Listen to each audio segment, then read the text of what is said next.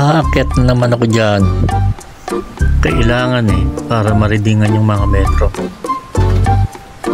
Dumulas pa yung paa ko dyan. Kaya tinanggal ko muna yung isang tarpaulin para makaakyat ako. Kapag yan hindi ko naridingan,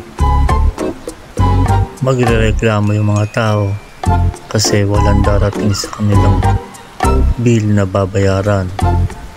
Ang init kaya ng bubong yan, halos di ko mahawakan, sakit na sa kamay. Siguro pag nahulog ako dyan, dami ko sigurong views, no? Yan, daan tao lang yan. Pwede rin motor sa bisikleta. Yung tulay na yan, yan sa Dinulos papuntang Rodriguez. Mahirap manimbang dyan sa bakal, kaya ginawa ko na lang dyan, inakyat ko na lang yung bubong para mapicturean ng maayos yung mga metro. Yan lalim yan. Dati daming basura dyan buti nilinis na nila. Ayun, nakakyat na ako sa bubong.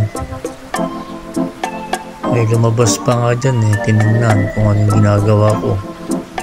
Pero nakilala naman ako kasi monthly talagang ina-upload ko yan. Iniisa-isa kong picturean yung mga metro. Ayun, nilundag ko na lang, buti hindi ko nabalian.